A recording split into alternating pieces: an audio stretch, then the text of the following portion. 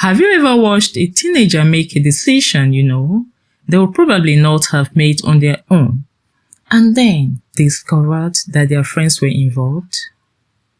Maybe they suddenly start dressing differently. Maybe they begin speaking differently.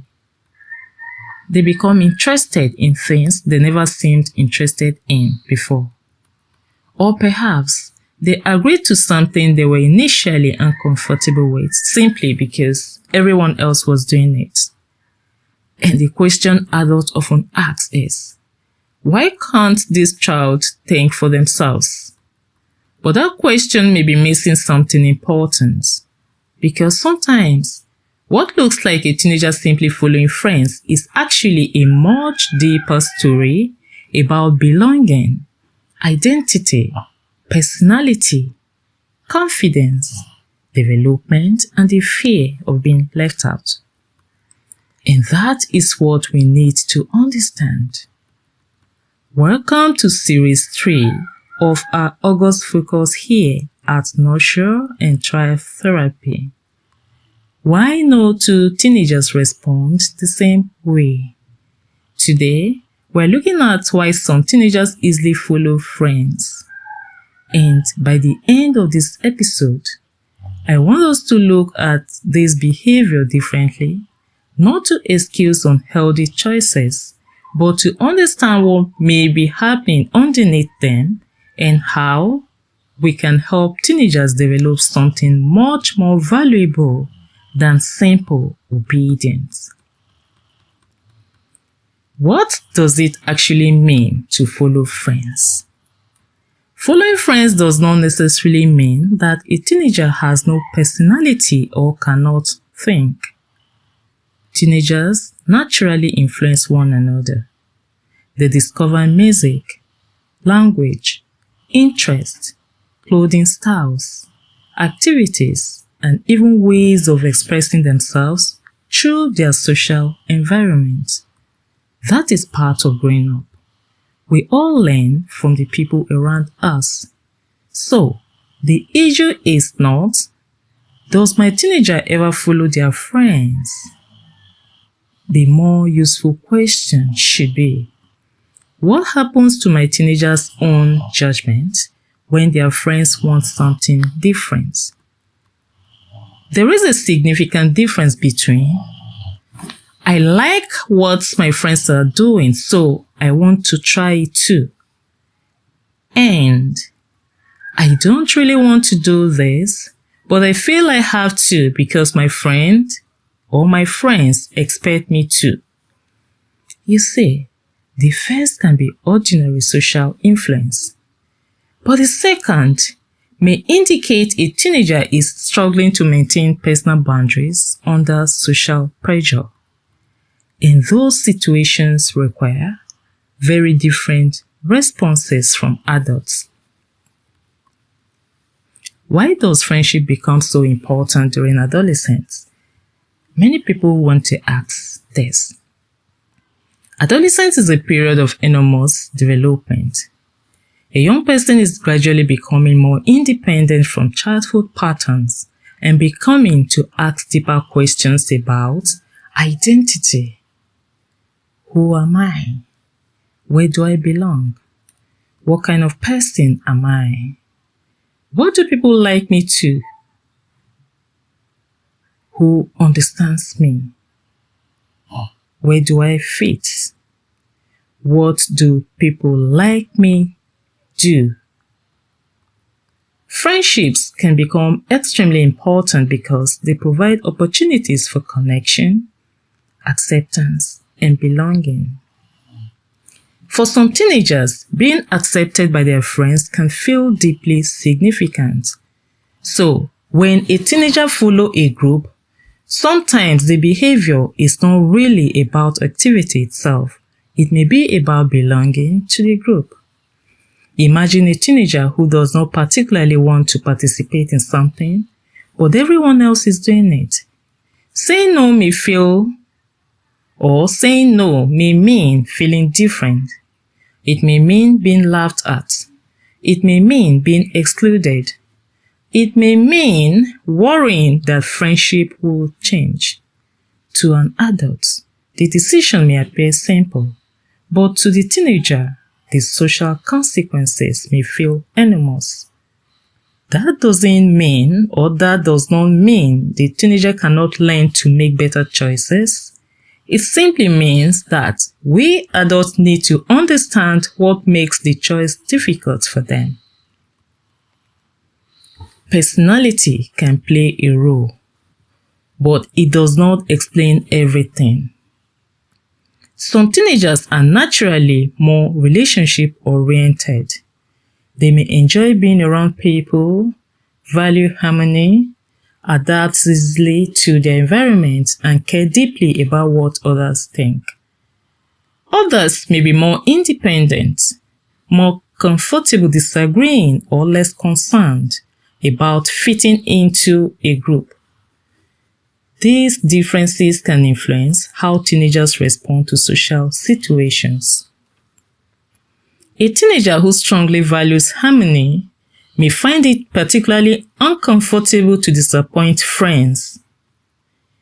A highly social teenager may naturally be more responsive to what the group is doing.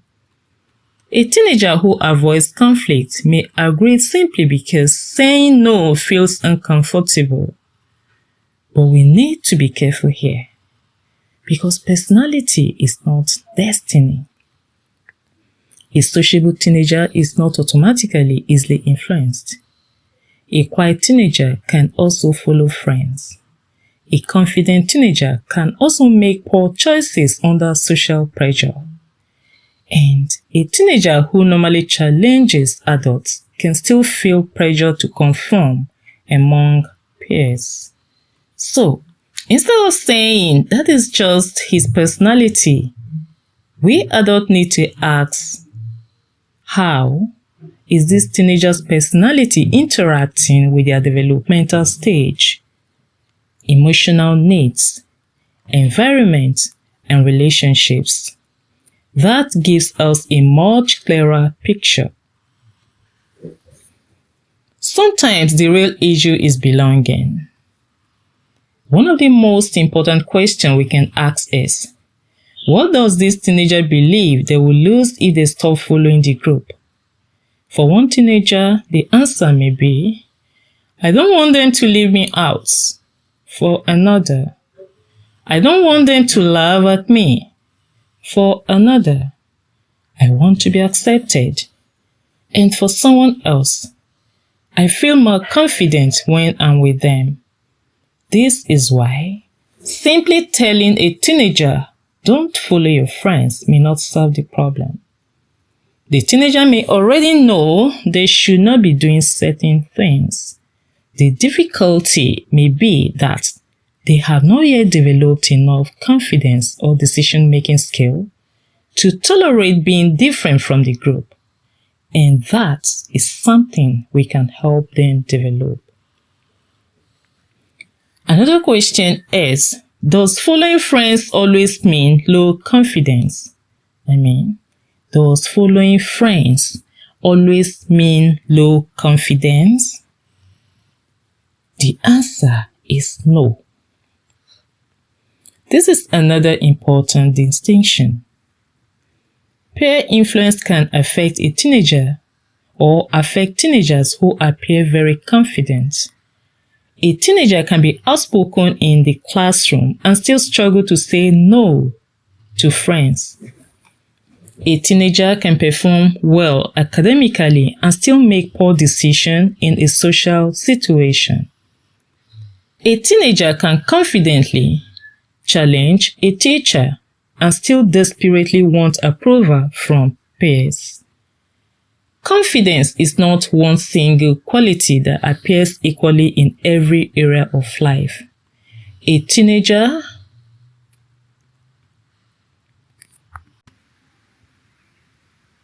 may be confident academically but uncertain socially.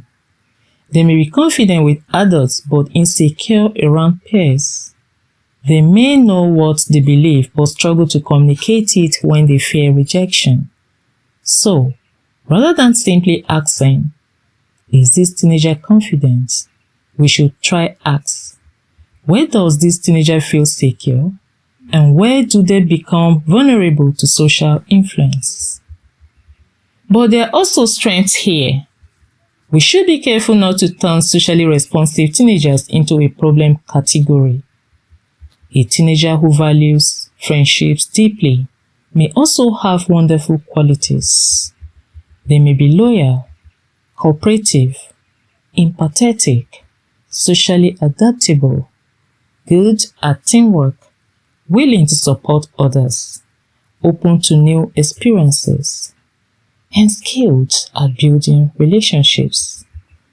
These qualities can become significant strengths later in life. The goal is not to remove their ability to connect with people, but to help them develop enough self-awareness to remain themselves while connecting with others. Because there is a difference between being influenced by people and being controlled by people.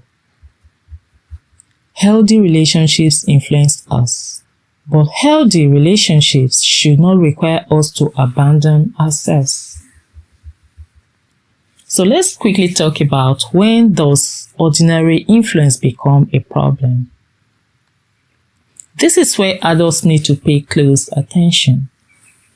Following friends occasionally is not automatically concerning, but we should become more attentive when a teenager repeatedly agrees to things they clearly do not want, struggles to say no, changes their behavior dramatically around certain friends, abandons personal boundaries to gain acceptance, hides decisions because they know they were uncomfortable with them, repeatedly participates in activities they privately disagree with, becomes extremely afraid of being excluded, allows friends to make important decisions for them, and feels they must prove their loyalty by doing things they would normally avoid or doing things they would normally avoid.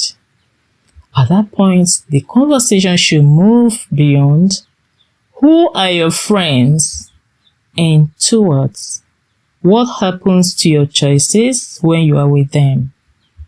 That question can reveal much more. Let's look at why bad friends is not always the whole answer.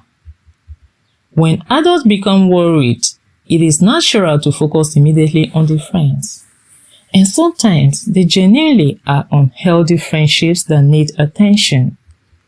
But if we only remove the friends without helping the teenager develop internal skills, we may not have solved the underlying problem. Because another group may eventually come along. The names may change, the environment may change, the pressure may look different. But if the teenager still struggles to say no, tolerate disagreements, or make independent decisions, the same vulnerability can appear again. So, the long-term goal is not simply to keep your child away from bad friends. It is rather to help your teenage child become someone who can recognize pressure and make thoughtful choices even when friends disagree. That is a much more sustainable form of protection. What parents can do. One of the most powerful things parents can develop is an environment where teenagers can talk about their friendships without immediately expecting punishment. Instead of beginning with statements like, "I told you those children were bad," try asking, "What happened? Why did they actually want, or what did they actually want to do?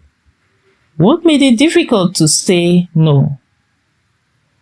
How did they feel when everyone else agreed?" Ask if they disagree with their friend, what did they think would happen? These questions do not mean adults approve of harmful behavior. They simply create space for the teenager to think adequately, because thinking is part of what we are trying to strengthen in them.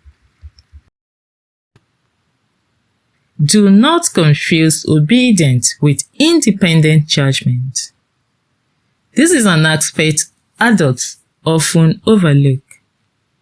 A teenager who always does exactly what their parents say may appear to have excellent judgment, but what happens when the parents are not there? The ultimate goal is not to create a teenager who behaves well only when an adult is watching. We want a young person who can eventually say, "My friends want to do this, but I have thought about it and I don't want to." That is independent judgment, and it develops gradually. What teachers can do. Teachers may notice that a teenager behaves one way alone and very differently when certain friends are present. The easy response is to label the student. Easily influenced, badly behaved, not serious. But labels do not teach skills.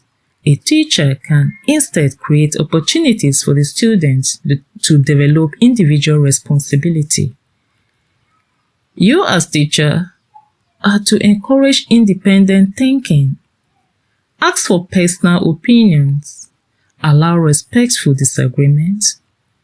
Help students consider consequences.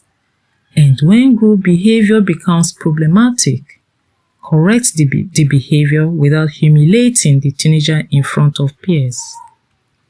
Public embarrassment can sometimes make a young person more dependent on the very group the adult is trying to protect them from.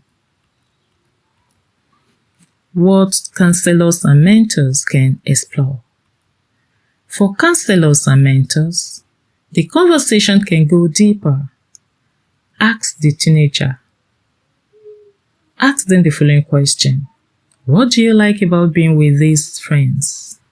What happens when you disagree with them? Have you ever done something because you were afraid of what they will think? What kind of friend do you want to be? What are some things you will not compromise even for a friendship? That last question is particularly important because healthy boundaries become much easier to defend when a teenager has already thought about what those boundaries are. Teaching a teenager how to say no. Sometimes adults tell teenagers, just say no. But saying no is a skill. A teenager may need to practice simple responses such as, "I don't want to do that. That's not for me. No, I'm not comfortable with that. You can do it, but I am not joining. I've decided not to. I don't agree with that." The teenager does not need a long speech every time. They simply need enough confidence to understand that disagreement does not automatically mean rejection. Teach them that disagreement does not always end friendship. This is another important developmental lesson. Some teenagers believe, "Oh, if I say no, they won't like me anymore." Adults can help challenge that belief. A healthy friendship should have room for differences. You can disagree with a friend and remain friends. You can make a different choice. You can have different interests. You can say no. You can have your own values. And if a friendship repeatedly demands that you prove your loyalty by abandoning your boundaries, then that relationship deserves closer examination. The role of adult is not to remove every influence. This is worth saying clearly. We cannot raise teenagers in a world where nobody influences them. Friends will influence them. Teachers will influence them. Family will influence them. Social media will influence them. Their communities will influence them. Their own experiences will influence them. The goal is therefore not to eliminate influence. The goal is to help teenagers develop enough internal strength to evaluate influence instead of everyone is doing it, so I should. We want them to learn to say, everyone is doing it. Let me decide whether it is right for me. That is a very different way of thinking. The healthy balance. There is a healthy middle ground between two extremes. On one side, you have things like, I don't care what anybody thinks. I'll always do whatever I want. That is not healthy independence. On the other hand, you have, I will do whatever my friends want because I need them to accept me. That again is not healthy connection. Healthy development sits somewhere in between. It has this to say, I value my relationships, but I can still think for myself. That is what we want to help teenagers build. A message for parents once again. If your teenager is easily influenced by friends, please don't rush to conclude that you have raised a child who cannot think. And don't immediately assume that every friend is the enemy. Pause. Look underneath the behavior. Ask yourself, is my teenager trying to belong? Are they afraid of rejection? Do they struggle with disagreements? Do they know what their own boundaries are? Have we given them opportunities to make decisions and learn from reasonable consequences? And most importantly, are we teaching them what to think, or are we also teaching them how to think? Because eventually, we will not be standing beside them for every decision. Our job as parents is to help them carry good judgment with them. The bigger lesson. Some teenagers follow friends easily because they are still learning how to balance two very powerful needs. The need to belong and the need to become their own person. Those two needs can sometimes pull in opposite direction. An adolescent is the period when young people are learning how to hold both. So, when we see a teenager following the crowd, let's not immediately ask, what's wrong with this child? Let's ask, what does this teenager need to become more secure in their own judgment? Maybe they need more opportunities to make decisions. Maybe they need better communication skills. Maybe they need help dealing with rejection. Maybe they need to understand their values. Maybe they need stronger boundaries. And maybe they simply need an adult who will listen without immediately attacking their friends. Understanding the reasons does not mean excusing harmful behavior. It simply means addressing the right problem. Like I said earlier, the goal is not to raise teenagers who never listen to their friends. Friendship matters. Connection matters. Belonging also matters. And learning from others is part of being human. But we also want teenagers to reach a point where they can say, I care about my friends, but I can still think for myself. I can belong without pretending to be someone else. I can disagree without feeling that I have lost myself. And I can make different choices even when everyone around me is choosing something else. That is not rebellion. That is developing judgment.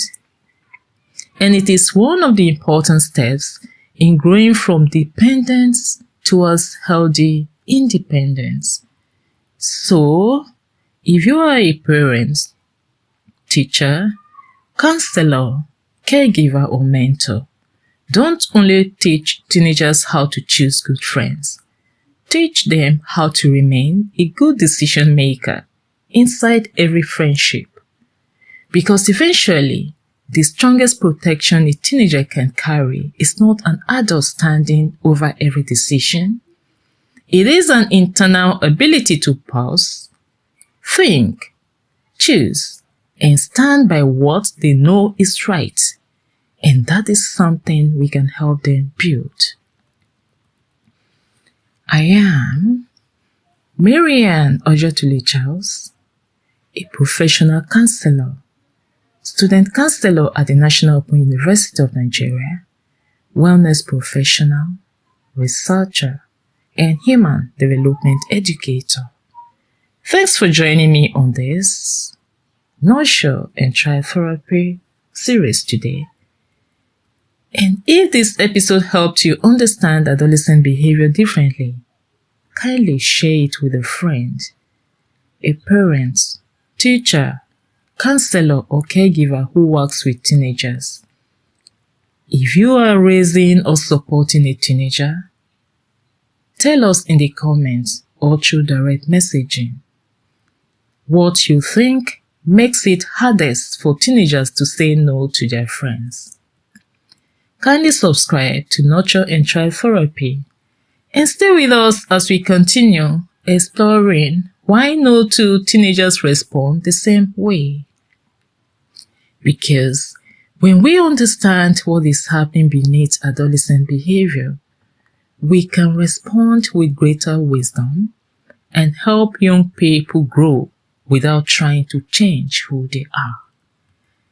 Thanks once again for being with me on this, and see you again in our next episode. Bye for now.